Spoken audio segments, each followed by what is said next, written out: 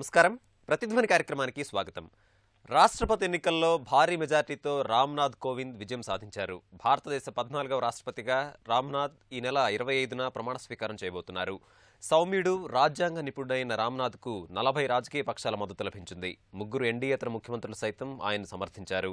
ప్రత్యర్థులపై ఏ party ఎలాంటి అవాంఛిత వ్యాఖ్యలు చేయకుండా జరిగిన తొలి రాష్ట్రపతి ఎన్నికలివే. రాష్ట్రపతి పదవి అలంకారప్రాయమన్న అభిప్రాయం ఉన్నప్పటికీ అనేక సందర్భాల్లో అత్యంత క్రియాశీలకంగా వ్యవహరించిన రాష్ట్రపతులు మనకున్నారు. ముఖ్యంగా తొలి దళిత రాష్ట్రపతి కేఆర్ నారాయణన్ ఆ పదవికి వన్నె తెచ్చారు.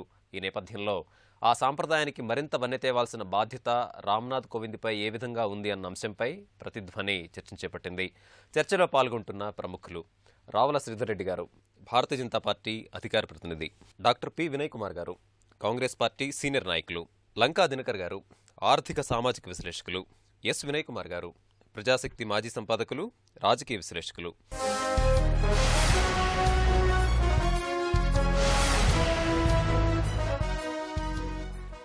శ్రీధర్ రెడ్డి గారు, భారత 14వ రాష్ట్రపతిగా రామ్నాథ్ కోవింద్ ఎన్నికయ్యారు.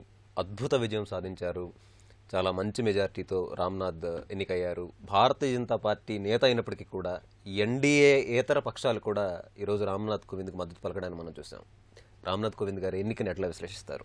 ముందుగా ఈ ఎన్నిక లాంఛనం అని మనందరికీ కూడా తెలుసు. వారి యొక్క అభ్యర్థిత్వం ప్రకటించగానే మీరు చెప్పినట్లనే ఎన్డీఏలో ఉన్నటువంటి భాగస్వామ్యులే కాకుండా కూడా ఎన్డీఏతర పక్షాలైనటువంటి ఇటు టీఆర్ఎస్ కానివ్వండి, వైఎస్ఆర్సీపీ కానివ్వండి, అటు వైరిపక్షంగా ఉన్నటువంటి జేడీయూ కానివ్వండి, ములాయం సింగ్ యాదవ్ లాంటి వాళ్ళు కూడా అందరూ కూడా వారి అభ్యర్థిత్వాన్ని ప్రకటించగానే అప్పటి వరకు ఏమన్నా కొద్ది గొప్పలు మీనమేషాలు లెక్కబెట్టినా శశబిషలు ఉన్నా కానీ వెంబడే వాటిని సానుకూలంగా స్పందించారంటేనే వారి వ్యక్తిత్వాన్ని మనం అర్థం చేసుకోవచ్చు. కాబట్టి ఈ సందర్భంగా ఈ చర్చ ద్వారా రామ్నాథ్ కోవింద్ గారికి ఆ విధంగా ఒక అత్యున్నతమైనటువంటి రాజ్యాంగ స్ఫూర్తిని చాటినటువంటి అందరికీ కూడా, దేశ ప్రజలందరూ కూడా శుభాకాంక్షలు తెలియజేస్తూ ఉన్నాను. ఇకపోతే వారి వ్యక్తిత్వం గురించి మనం చూడాల్సి వస్తే, ఇవాళ దేశంలో ఒక అత్యున్నత సాంప్రదాయానికి, ఒక అత్యంత గౌరవమైనటువంటి సాంప్రదాయానికి వాళ్ళ ఎన్డీఏ, భారతీయ జనతా పార్టీ నేతృత్వంలో ఎన్డీఏ పీటలు వేసినట్లయింది, ఒక మార్గం వేసినట్లయింది. ఒక సామాన్య దళిత కుటుంబం నుంచి వచ్చినటువంటి ఒక న్యాయ కోవిదుడికి, ఒక మేధావికి జీవితంలో అనేక రకమైనటువంటి ఒడిదుడుకులను ఎదుర్కొని సామాన్యుని యొక్క జీవితాన్ని, లేకపోతే దళితుల యొక్క జీవితాలను దినజనోద్ధరణ కోసము అహర్నిశం కష్టపడినటువంటి ఒక అతి సామాన్య, ఎన్ని గొప్ప పనులు చేసిన జీవితంలో ఎటువంటి ప్రచారాన్ని కోరుకున్నటువంటి ఒక అతి సౌమ్యమైనటువంటి సాధారణ, అదే సమయంలో అత్యున్నతమైనటువంటి సాంప్రదాయాలు నెలకొన్నటువంటి రామ్నాథ్ కోవింద్ గారికి ఈ పదవి వల్ల వరించి వచ్చిందని చెప్పేసి మనం అనుకోవాలి. కాబట్టి మీరు ఒకసారి ఆయన జీవితాన్ని విశ్లేషిస్తే ఎటువంటి అవకాశాలు లేనటువంటి ప్రాంతం నుంచి వారు ఆర్థిక శాస్త్రం కొంతమేరకు చదువుకున్నారు. ఆ తర్వాత న్యాయవాద వృత్తికి వెళ్ళారు. సివిల్స్కి వెళ్దాం అనుకొని సివిల్స్ ప్రయత్నం చేసి ఐఏఎస్ రాని పక్షంలో న్యాయవాద వృత్తిని తీసుకున్నారు. దాంట్లో మంచి పేరు తెచ్చుకున్నారు. ఎల్లప్పుడూ కూడా జీవితంలో ప్రశ్నించే తత్వాన్ని మానవుడు కోల్పోకూడదు. సమాజంలో జరుగుతున్నటువంటి చెడును ఎప్పటికప్పుడు మనము ప్రశ్నించాలి. ఎవరైతే తప్పు చేస్తున్నారో వారు సమాజానికి జవాబుదారీగా ఉండాలనే ఒక విషయాన్ని వారికి ఎప్పుడప్పుడు ప్రబోధిస్తూ వారు ఆ విధంగానే జీవితాన్ని గడిపినటువంటి ఉదాహరణలు మనం చాలా చూసాం, విన్నాం. జాతీయవాద స్ఫూర్తిని జీవితం అంతా అవలంబించినటువంటి ఒక వ్యక్తి వారిని అభ్యర్థిత్వం పెట్టగానే వెంబడే అందరూ కూడా ఒప్పుకున్నారు. మీరు చెప్పినట్లు మిగతా పక్షాలు కూడా కొంత ముందుకు తీసుకెళ్లి ఎక్కడ కూడా ఒక్కచోట మీరే అన్నారు, ఒక అనుచిత వ్యాఖ్యలు ఎన్నటువంటి, అంటే కొంతమేరకు కొన్ని పక్షాలు, కాంగ్రెస్ కానీ కమ్యూనిస్ట్ కానీ, కొంతమేరకు మీకు ఆర్ఎస్ఎస్ నేపథ్యం ఉంది, లేకపోతే పలానా వారికి అనుకూలంగా వ్యతిరేక వ్యాఖ్యలు చేశారు, పలానా విషయంలో వివాదాస్పద వ్యాఖ్యలు చేశారు, ఈ రకంగా మాట్లాడినా కూడా ఎక్కడా కూడా సంయమనం కోల్పోకుండా వారి యొక్క ఆలోచన విధానం ఏతుందో దానికి అనుగుణంగా మాట్లాడి ముందుకు పోయి ఇవాళ భారత రాష్ట్రపతిగా ఎన్నుకోబడ్డారు. ఎటువంటి ఇబ్బంది లేకుండా క్లోజ్ టు 70% ఓటు శాతం వారికి దక్కిందంటే ఇది ఆయన యొక్క అత్యున్నత వ్యక్తిత్వానికి ఉదాహరణగా నిలుస్తుందని చెప్పగలుగుతాను. వినయ్ కుమార్ గారు, భారత రాష్ట్రపతి అంటే రాజ్యాంగ అధినేత, సర్వసైన్య అధ్యక్షుడు. ఈ కీలకమైనటువంటి పదవికి తొలిసారిగా ఈ ఎన్నికల్లో ఎలాంటి అవాంఛిత వ్యాఖ్యలు లేకుండా జరిగాయన్నటువంటి అభిప్రాయాన్ని విశ్లేషకులు వ్యక్తం చేస్తున్నారు. ఇటు ఎన్డీఏతర పక్షాలకు చెందినటువంటి ముగ్గురు ముఖ్యమంత్రులు కూడా రామ్నాథ్ అభ్యర్థిత్వానికి మద్దతు పలికినటువంటి తీరుని, మొత్తం మీద ఆయన ఎన్నికను మీరు ఎట్లా విశ్లేషిస్తారు? కొత్త రాష్ట్రపతి గారికి శుభాకాంక్షలు, కంగ్రాచులేషన్స్ తెలుపుతూ, ఇంతవరకు ఎంత రాజకీయాలు, ఎంత పొలిటిసైజేషన్ అయినా కానీ ఇంకా ఇక్కడి నుంచి మాత్రం రామ్నాథ్ కోవింద్ గారు మన first citizen, commander in chief, మన రాష్ట్రపతి. భారతదేశానికే కాకుండా మొత్తం ప్రపంచానికి భారతదేశం చిహ్నంగా ఉంటారు కాబట్టి మనం ఆయన్ని ఆ హోదా ఆ పరిస్థితిలో ఆయనకి రెస్పెక్ట్ చేయాల్సి వస్తుంది అన్ని పార్టీస్. ఎక్కడ ఇంకా దీన్ని ఇంకా మళ్ళీ కాంట్రవర్సీ చేయకుండా పొలిటిసైజేషన్ చేయకుండా ఆయనకి ఇవ్వాల్సిన రెస్పెక్ట్ ఇవ్వాల్సి వస్తుంది. అయితే మిగతా ఎన్ని ఎలక్షన్స్లో రాజకీయాలు నడిచినా పొలిటిసైజేషన్ నడిచినా అన్ఫార్చునేట్లీ సెలక్షన్లో పొలిటిసైజేషన్ ఉన్నా కానీ తర్వాత ఈ ఓటింగ్ ప్యాటర్న్ ఏదైతే నడిచిందో దానికి అంటే ఎక్కడా పొలిటిసైజ్ చేయకుండా క్యాంపెయినింగ్ చేసుకున్నారు. అందరూ స్టేట్స్ తిరిగారు, ఎక్కడ ఎవరి సపోర్టు ట్రై చేసుకునే వాళ్ళు చేసుకుంటూ ఉంటారు. కానీ నాన్ కాంట్రవర్షియల్గా ప్రతి దగ్గరికి ఎక్కడ వెళ్ళినా కానీ ఎక్కడ ఒక్క కాంట్రవర్సీ కాలేదు ఈ ఎలక్షన్స్ అన్ని. సో దీనికి అన్ని పార్టీస్కి మనం కంగ్రాచులేట్ చేస్తూ ఒక పాజిటివ్ నోట్తో వచ్చినందుకు డెఫినెట్గా ఒక సౌమ్యుడు, ఒక మేధావి, మనస్తత్వం కూడా ఒక టాలరెంట్ మనస్తత్వం. ఈ ఎలక్షన్ కంటే ఒక నెల రోజుల ముందో 20 రోజుల ముందో ఒక ఆయన యానివర్సరీ సెలబ్రేట్ చేసుకోవడానికి హిమాచల్ ప్రదేశ్కు అక్కడికి వెళ్తే అక్కడ ఆ ప్రెసిడెన్షియల్ ఎస్టేట్ వైపు వెళ్ళడానికి ట్రై చేస్తే అక్కడ గార్డ్స్ అనుమతి ఇవ్వలేదు, పర్మిషన్ లేకుండా వచ్చారు మీరు అని. ఈయన క్వైట్గా తిరిగి వచ్చాడు. అందులోనే చాలా పాజిటివిటీ ఉంది. ఆ పాజిటివిటీని ఈ 5 సంవత్సరాలు ముందుకు తీసుకెళ్తారని ఆశిస్తూ చాలా పెద్ద పెద్ద వాళ్ళు స్టేట్స్మెన్ ఈ కంట్రీకి రాష్ట్రపతిగా ఉన్నారు. రాజేంద్ర ప్రసాద్ గారు ఆయన ద ఓన్లీ పర్సన్ 2 సార్లు ప్రెసిడెంట్ అయిన రాజేంద్ర ప్రసాద్ గారే కానీ, రాధాకృష్ణ గారే కానీ, జాకీర్ హుసేన్ గారు, అబుల్ కలాం గారు. సో అలాంటి పెద్ద పెద్ద వ్యక్తులు ఏదైతే మార్గదర్శకులుగా రాష్ట్రపతి అంటే ఎలాగుండాలి అని చూపించిన వాళ్లలో కోవింద్ గారు కూడా అవుతారని ఆశిస్తూ మళ్ళీ ఆయనకు శుభాకాంక్షలు. దినకర్ గారు, భారత రాష్ట్రపతి ఎన్నికకు ఒక ప్రత్యేకత ఉంది. ఇటు సభ్యులంతా కూడా ఎంతో ఆసక్తితో, ప్రజలంతా కూడా ఎంతో ఆసక్తితో గమనించినటువంటి ఎన్నికలు ఇవి. అయితే భారత రాష్ట్రపతులు గమనించినప్పుడు ఎక్కువ మంది న్యాయశాస్త్ర విభాగం నుంచి వచ్చినటువంటి వారిని చూస్తున్నాం. అబ్దుల్ కలాం వంటి వారు కొంతమంది ఉన్నప్పటికీ, కేఆర్ నారాయణ వంటి డిప్లొమాట్స్ ఉన్నప్పటికీ మెజారిటీ గమనించినప్పుడు న్యాయ కోవిదులు రాష్ట్రపతులుగా అయినటువంటి ఉదాంతాలు ఉన్నాయి. మరి రాజ్యాంగ రక్షకుడిగా, ఇటు ప్రభుత్వాన్ని మార్గదర్శకుడిగా నిలబెట్టేటువంటి రాష్ట్రపతిగా ఒక న్యాయ నిపుణుడు ఉండటం వల్ల ఈ స్థాయి పెరుగుతుందని భావించవచ్చా? రాజ్యాంగపరమైనటువంటి అంశాలకి లోబడి పనిచేసేటటువంటి స్థానంలో ఉండేటటువంటి స్థానం కాబట్టి ఇది న్యాయ కోవిదుడైనట్లయితే రాజ్యాంగపరమైనటువంటి అంశాల్లో పట్టు ఉంటుంది కాబట్టి అది తప్పనిసరిగా అదనపు అవసరము, అది నడిపించడానికి ఒక అవకాశం ఉంటుంది. దానికన్నా ముందుగా భారతదేశానికి 14వ రాష్ట్రపతిగా ఎంపికైనటువంటి రామ్నాథ్ కోవింద్ గారికి ముందు శుభాకాంక్షలు తెలియజేస్తూ, ఈ రాజ్యాంగం పైన అవగాహనతో పాటు కోవింద్ గారిని మనం గమనించినట్లయితే ఆయన ఆర్థికపరమైనటువంటి అంశాల్లో కూడా కొంత విద్యను అభ్యసించాడని, న్యాయపరమైనటువంటి అంశాల్లో విద్యను అభ్యసించడం ద్వారా, అడ్వకేట్గా పనిచేయడం ద్వారా దానిలో కూడా ఒక పట్టు ఉన్నటువంటి వ్యక్తిగా ఆయన చరిత్ర మనకు చెప్తా ఉంది. దాంతోపాటు 2 సార్లు రాజ్యసభకి ఎంపిక కావడంతో రాజకీయపరమైనటువంటి ఏదైతే నాలెడ్జ్ ఉందో అది కూడా ఆయనకి ఒక అదనపు చోదక శక్తిగా అతనికి పనిచేస్తుంది. దాంతోపాటు రాజ్యాంగపరమైనటువంటి బాధ్యతలు గవర్నర్గా ఇప్పటికీ ఆయన నిర్వర్తిస్తూ ఉన్నారు కాబట్టి బీహార్లో అన్ని రకాల అంశాలు అతనికి నాలెడ్జ్ బాగా ఉన్నటువంటి వ్యక్తిగా ఇక్కడ కనబడతా ఉన్నాడు. ఇది ఒక అంశం అయితే, కేంద్ర రాష్ట్ర ప్రభుత్వాల మధ్య సంధానకర్తగా, సమన్వయకర్తగా పనిచేసేటటువంటి కీలకమైనటువంటి బాధ్యతలు నెరుపుతున్నటువంటి కోవింద్ గారు ఎప్పుడైతే గవర్నర్గా, అది కూడా బీహార్కి గవర్నర్గా చేసి ఇమీడియట్గా వాళ్ళ రాష్ట్రపతిగా ఎంపిక కావటం అనే దానిలోనే ఒక రకమైనటువంటి అంశం ఇమిడి ఉంది. ఎందుకనంటే ఇక్కడ మీరు గమనించినట్లయితే నితీష్ కుమార్ గారు బీజేపీకి, మోడీకి ప్రిన్సిపల్ అపోజిషన్గా ఉండి ఈ బీహార్లో ఒక కూటమిని కూడగట్టి ఆయన ముఖ్యమంత్రి అయ్యారు.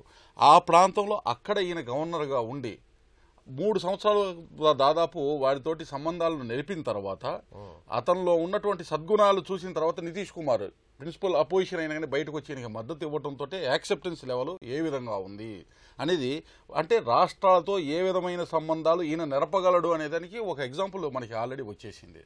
కాబట్టి నితీష్ కుమార్ గారు కూడా బయటకు వచ్చి ఆయనకి మద్దతు తెలపడం జరిగింది. ఒక మితవాదిగా ఉన్నాడు.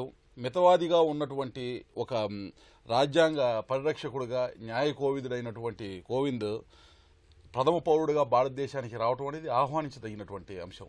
దీంతోపాటు ఒకవైపు రాజ్యాంగపరమైన అంశాలతో పాటు ఇవాళ రాజకీయపరమైనటువంటి మార్పులు చేర్పులు దేశంలో వివిధ రకాలుగా ఏదైతే రూపాంతరం చెందుతున్నాయో వాటికి సంబంధించిన అంశాల్లో కూడా విచక్షణ విశేషాధికారాలు ఆయన ఏ విధంగా వినియోగించబోతున్నారు అనే దానికి ఆయనకి గతంలో ఉన్నటువంటి అనుభవం ఏదైతే ఉందో అది తప్పనిసరిగా పనిచేస్తుంది.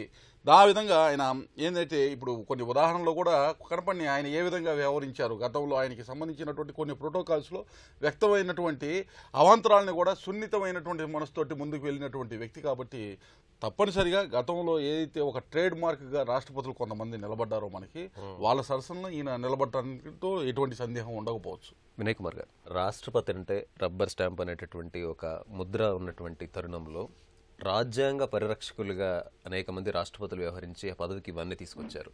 మరి కోవింద్ గారిని ఈ కోణంలో చూసినప్పుడు మీరు ఎట్లా విశ్లేషిస్తారు? ఒక రాజ్యాంగ పరిరక్షకుడిగా సంక్లిష్ట సమయాల్లో వ్యవహరించాల్సినటువంటి తీరులో, ముఖ్యంగా సమాఖ్య వ్యవస్థను పరిరక్షించేటువంటి సందర్భంలో కోవింద్ గారిని మనం ఎలా ఊహించుకోవచ్చు? గవర్నర్గా పనిచేసినప్పటికీ కోవింద్కు సంబంధించినటువంటి అంశాలు ఆ చరిత్ర మనకి పెద్దగా తెలియదు. ఆయన రాష్ట్రపతి అభ్యర్థి అయిన తర్వాతనే అనేక అంశాలు బయటకు వస్తున్నాయి. కనుక ఈయన ఆ సంక్షోభ సమయంలో ఎట్లా వ్యవహరిస్తాడు అనేటువంటిది గత అనుభవాలను బట్టి మనమేమీ ఒక నిర్ణయానికి రాలేం.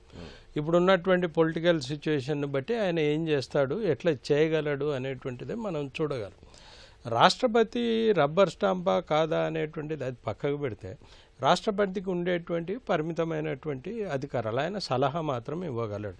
ఏదన్నా బిల్లు రాజ్యాంగానికి అనుకూలంగా లేదు అని భావిస్తే ఆయన మంత్రివర్గానికి మళ్ళీ పంపుతారు, అది మళ్ళీ వాళ్ళు గవర్నమెంట్ డిసైడ్ చేయాలి. సో రెండోసారి పంపిన తర్వాత ఆయన ఎట్లాగూ దాన్ని యాక్సెప్ట్ చేయాల్సింది. అందుకని రాష్ట్రపతికి ఉండేటువంటి ఈ విధమైనటువంటి అధికారాలు పరిమితమే. అయితే ప్రధానమంత్రిని ఇన్ఫ్లుయెన్స్ చేయగలరు, ఆయన పిలిచి మాట్లాడగలరు, మంచి చెడు తనకు ఇదవుతే ఆయన చెప్పగలరు. ఆ పని ఈయన చేయగలరా లేదా అనేటువంటిది మనం చూడాలి. ఇప్పుడు దేశంలో ఏం జరుగుతుంది, పశుమాంసం అనేటువంటి పేరుతో విపరీతమైనటువంటి అటాక్స్ జరుగుతుంది. ప్రతిరోజు ఎక్కడో చోట ఇన్సిడెంట్స్ జరుగుతున్నాయి. నిన్న కేంద్ర మంత్రి కూడా చెప్పారు, ఇది అభివృద్ధికి వ్యతిరేకంగా చేస్తున్నట్టు కుట్ర ఈ గోహత్యలు అనేటువంటిది అని చెప్పారు. అది ఈయన వచ్చిన తర్వాత ఈయన ఆ సెక్షన్స్కి సంబంధించినటువంటి వాడు కనుక దాన్ని ఏమైనా ప్రభుత్వం చేత ఒప్పించి, లేకపోతే ప్రభుత్వాన్ని ఎక్కడ చర్యలు తీసుకోవాలో అది తీసుకునేటట్లు చేసి దాన్ని ఆపుతాడా లేదా అనేటువంటిది మొట్టమొదట మనకు కనపడేటువంటి అంశంగా ఉంది. అదేవిధంగా కొన్ని నిర్ణయాలు కేంద్ర ప్రభుత్వం చేస్తున్నటువంటి నిర్ణయాలు కొన్ని ప్రజల్ని బాగా ఇబ్బంది పెట్టేటువంటివి కూడా ఉన్నాయి. అటువంటి విషయంలో ఈయన ఏం చేస్తాడు అనేటువంటి దాన్ని మనం చూడాల్సిందే. ఎందుకంటే గత అనుభవాలను బట్టి మనం ఇప్పుడు చెప్పగలిగిన స్థితిలో లేము. అది భవిష్యత్తు తేల్చాలి. శ్రీధర్ గారు, ప్రథమ రాష్ట్రపతి రాజేంద్ర ప్రసాద్ గారి నుంచి ప్రస్తుత రాష్ట్రపతి ప్రణబ్ ముఖర్జీ గారి వరకు వారి ప్రత్యేక శైలితో ఆ పదవికి వన్నె తెచ్చినటువంటి ఉదంతాలని మనం చూసాం. మరి సౌమ్యుడిగా, వివాదరహితుడిగా, రాజ్యాంగ కోవిదుడిగా ఉన్నటువంటి రామ్నాథ్ కోవింద్ గారు ఈ స్థాయిని మరింత పెంచుతారని చెప్పి మనం ఆశించవచ్చా?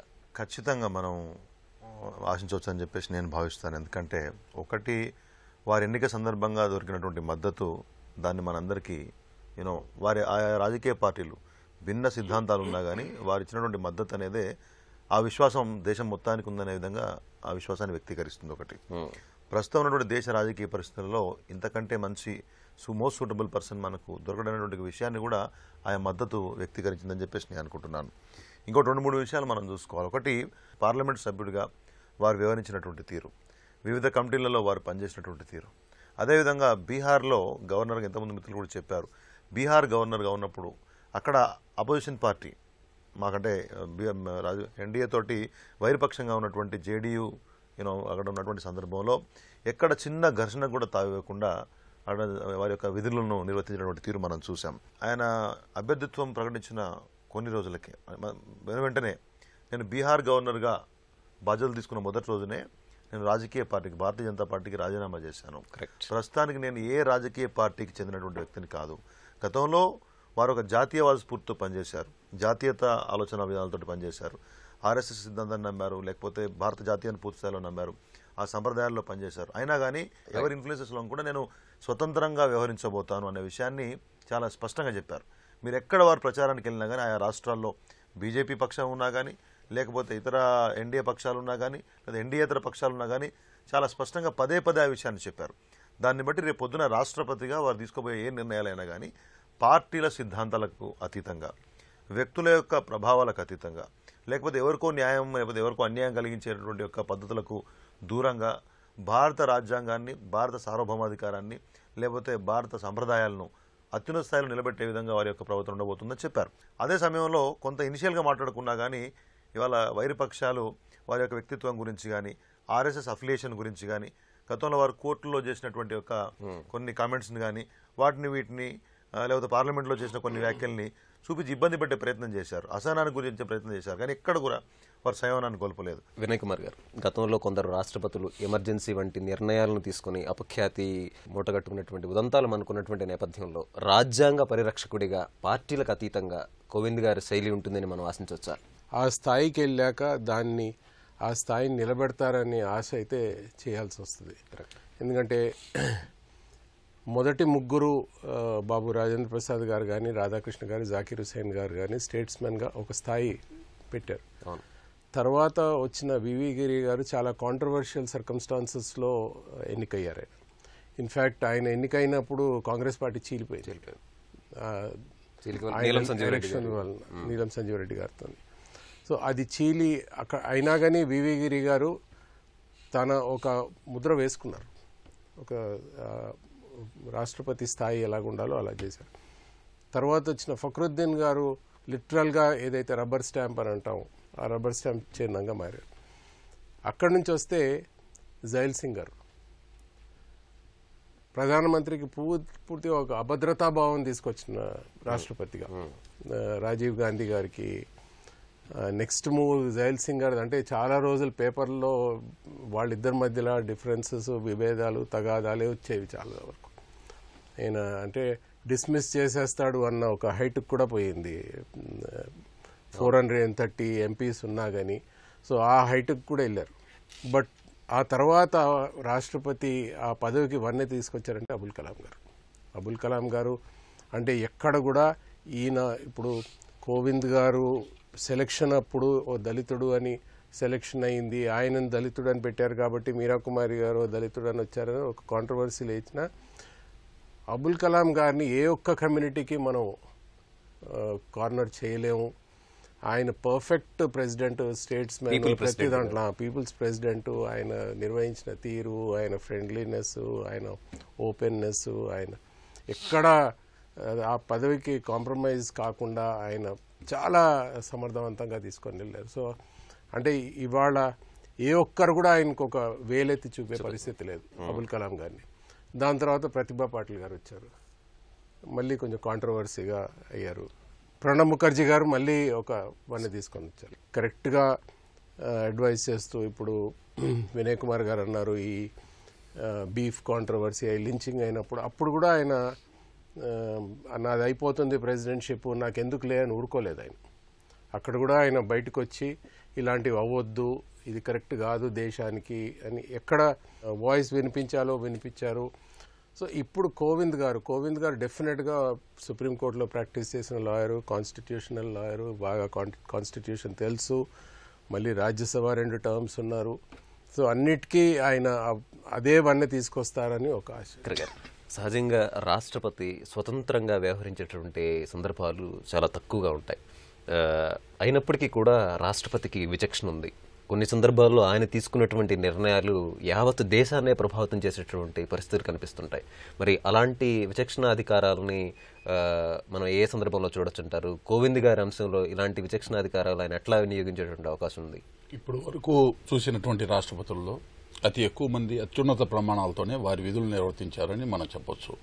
ముఖ్యంగా రాజేంద్ర ప్రసాద్ గారు కానీ, సర్వేపల్లి రాధాకృష్ణన్ లాంటి పెద్దలు ఎవరైతే ఉన్నారో ఒక ఉత్తమమైనటువంటి రాష్ట్రపతి ఈ విధంగా ఉండాలి అనేటటువంటి కొన్ని స్టాండర్డ్స్ని వాళ్ళు సృష్టించగలిగారు. తర్వాత మనం గమనించినట్లయితే జ్ఞాని జైల్ సింగ్ గారి దగ్గరికి వచ్చినప్పుడు రాజీవ్ గాంధీ కాదు, ఆ రోజు అన్న నందమూరి తారక రామారావు గారిని ఏ విధంగా అయితే ఇబ్బందికరంగా ఈ రాష్ట్రంలో పదవీచ్యుణ్ణి చెయ్యాలి అనేటటువంటి ఒక రాజ్యాంగేతర విధానంతో వెళ్లారో ఆ రోజున జైల్ సింగ్ అడ్డుపడ్డారండి. ఇందిరాగాంధీని కూడా ఎదురు తిరిగారు. అంటే అది కూడా ఒక రాష్ట్రపతి తను ఏ విధమైనటువంటి తన నిర్ణయాన్ని ఆ రోజు ప్రభావితం చేసి ఇక్కడ ఉన్నటువంటి గవర్నర్ రామ్లాల్ని వెనక్కి పిలిపించి మళ్ళీ రామారావు గారిని రీఇన్స్టేట్ చేయించేటటువంటి దానిలో జైల్ సింగ్ పాత్ర చాలా స్పష్టమైంది. ఈ దేశానికి ఒక రకమైనటువంటి గైడ్ లైన్స్ లాంటిది. ఒక రాష్ట్రపతి అటువంటి పరిస్థితుల్లో ఉత్పన్నమైనప్పుడు ఏ విధంగా వ్యవహరించాలి అనేటటువంటిది. అదేవిధంగా అది జైల్ సింగ్ గారిని అపాయింట్ చేసింది ఎవరు? కాంగ్రెస్ అపాయింట్ చేసినటువంటి రాష్ట్రపతి. తర్వాత అబ్దుల్ కలాం గారు, ఎన్డీఏ నుంచి అపాయింట్ కాగలిగినటువంటి అబ్దుల్ కలాం గారు కూడా ఒక బిల్లు విషయంలో వెనక్కి ఒకసారి పంపించడం జరిగింది. అంటే వారికి సంబంధించినటువంటి విశేషాధికారాలు ఉన్నప్పుడు నిర్భయంగా వినియోగించేటటువంటి రాష్ట్రపతులను కూడా మనం గమనంలోకి తీసుకున్నాం. అయితే ముఖ్యంగా వారి యొక్క అధికారాల దగ్గరకు వచ్చేటప్పటికి దేశ సార్వభౌమాధికారానికి సంబంధించినటువంటి అంశాలు, ఒకటి రక్షణకి సంబంధించినటువంటి అంశాలు, అదేవిధంగా విదేశీ పాలసీస్కి సంబంధించినటువంటి అంశాల్లో దేశానికి మంచి జరిగేటటువంటి విధంగా, దేశ సార్వభౌమానికి లోబడి జరిగేటటువంటి ప్రక్రియలో భాగంగా ఏదైనా విఘాతం కలిగినప్పుడు కేంద్ర ప్రభుత్వాన్ని అలర్ట్ చేసేటటువంటి వ్యక్తిగా, చాలా కీలకమైన వ్యక్తిగా ఉంటారు. అలాగే దేశ అంతర్గత శాంతి భద్రతలకి సంబంధించినటువంటి వ్యవహారాల్లో వివిధ రాష్ట్రాల్లో హద్దులు దాటి చెయ్యి దాటుతుంది అన్నప్పుడు వివిధ సందర్భాల్లో రాష్ట్రపతి పాలన ఏదైతే ఉందో దానికి సంబంధించినటువంటి అంశాల్లో అనేక సందర్భాల్లో దేశంలో కూడా ఒక రకమైనటువంటి కేంద్రము అనవసరంగా వినియోగించుకుంది.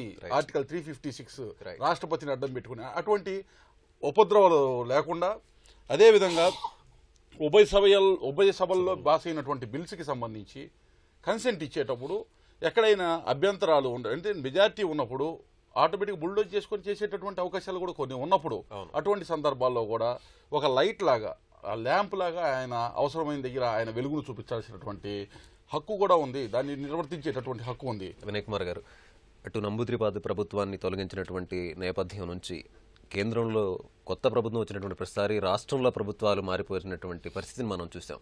ఇలాంటి 356 దుర్వినియోగాన్ని కేఆర్ నారాయణ వంటి రాష్ట్రపతులు అడ్డుకొని ప్రశంసనీయమైనటువంటి పాత్ర పోషించారు. సమాఖ్య స్ఫూర్తి, ముఖ్యంగా కేంద్రం చెప్తున్నటువంటి సహకార సమాఖ్య అన్నటువంటి అంశాల నేపథ్యంలో కోవింద్ గారి పాత్ర ఎట్లా ఉండబోతోంది? తప్పనిసరిగా ఆ విధంగా ఉండాలనే మనం ఎక్స్పెక్ట్ చేస్తాం. ఇప్పుడు మన రాష్ట్రపతుల్లో చూస్తే చాలా మంది రాష్ట్రపతులు పొలిటీషియన్స్ కానటువంటి వాళ్ళు పరిమితమే. రాధాకృష్ణ గారు ఉన్నారు అనుకోండి, ఆయన పొలిటీషియన్ కాదు, ఆయన ఒక విద్యావేత్త, తత్వవేత్త. భారతీయ తత్వశాస్త్రాన్ని ఎవరైనా చదవాలంటే రాధాకృష్ణను చదవాల్సిందే. ఆయన్ని చదవకుండా భారతీయ తత్వశాస్త్రం అనేది లేదు. అదేవిధంగా అబ్దుల్ కలాం దగ్గరికి వచ్చేటప్పటికి ఆయన రాష్ట్రపతి కాకముందే చాలా విజయాలు సాధించారు. అసలు మన శాస్త్ర పరిశోధనను ఒక డిఫరెంట్ దీంట్లోకి తీసుకెళ్లి లెవెల్లోకి తీసుకెళ్లి నిలిపినటువంటి వ్యక్తి ఆయన. ఆ తర్వాత కేఆర్ నారాయణన్ గారిది, ఆయన డిప్లొమాట్గా ఉన్నాడు, చాలా విషయాలు అర్థం చేసుకోగలడు, ప్రపంచంలో జరుగుతున్నటువంటి అనేక వాటిని అర్థం చేసుకోగలడు. ఆ విధంగా కొన్ని సందర్భాల్లో ఆయన జాగ్రత్తగా వ్యవహరించారు ఈ కేంద్ర రాష్ట్ర సంబంధాలకు సంబంధించి. అదేవిధంగా అభివృద్ధిని ఎట్లా అంచనా వేయాలి అనేటువంటి దాంట్లోనే ఆయన ప్రధానమైనటువంటి. ఆయన ఏం చెప్తాడు, అభివృద్ధిని అంచనా వేయటం అంటే అభివృద్ధి ఫలాలు ఎక్కడికి వెళ్తున్నాయి అనేటువంటి దాన్ని బట్టి మీరు అంచనా వేయండి. అభివృద్ధి ఫలాలు ఇప్పటికి కూడా సమంగా పంపిణీ కావటం లేదు, మరి అది కానప్పుడు అభివృద్ధి ఎట్లా జరుగుతుంది అని ఆయన రాష్ట్రపతి ప్రసంగంలో ఇంత స్పష్టంగా కాకపోయినా ఆయన ప్రశ్నించాడు. అదే ఆయన ఒక ధైర్యంతో చేసినటువంటి పని. ఇట్లా కొన్ని సందర్భాల్లో ఆయన చాలా బాగా రియాక్ట్ అయ్యారు. అటువంటి పరిస్థితి వచ్చినప్పుడు ఈయన ఏం చేస్తారనేటువంటిది మనం చూడాల్సింది. ఎందుకంటే ఇప్పుడు ఉన్నటువంటి రాజకీయ వాతావరణం, తిరుగులేనటువంటి మెజారిటీ, వివిధ రాష్ట్ర ప్రభుత్వాలు కూడా సపోర్ట్ చేస్తున్నటువంటి దశ. ఏ ప్రభుత్వాలు అయితే ఎన్నికల్లో వ్యతిరేకంగా ఉన్నాయో, అంటే శాసనసభ ఎన్నికల్లో, పార్లమెంట్ ఎన్నికల్లో వ్యతిరేకంగా ఉన్నాయో ఆ ప్రభుత్వాలు ఇప్పుడు సపోర్ట్ చేశాయి. ఈ రాజకీయ పరిస్థితుల్లో ఆయన గట్టిగా నిలబడతాడా లేదా ఏదైనా ఇష్యూ వచ్చినప్పుడు అనేటువంటిది మనం చూడాల్సింది. దేశ తొలి పౌరుడిగా శాంతి సౌభ్రాతృత్వాలను కాపాడాల్సిన బాధ్యత రాష్ట్రపతిదే. రాజ్యాంగ పరిరక్షకుడిగా రాజకీయ సంక్షోభ సమయాల్లో నిర్ణయాత్మక అధినేతగా రాష్ట్రపతి వ్యవహరిస్తారు. రామ్నాథ్ కోవింద్ తన వ్యక్తిత్వంతో రాష్ట్రపతి పదవికి మరింత వన్నె పెంచాలని అందరూ ఆకాంక్షిస్తున్నారు. ఇది నేటి ప్రతిధ్వని. నమస్కారం.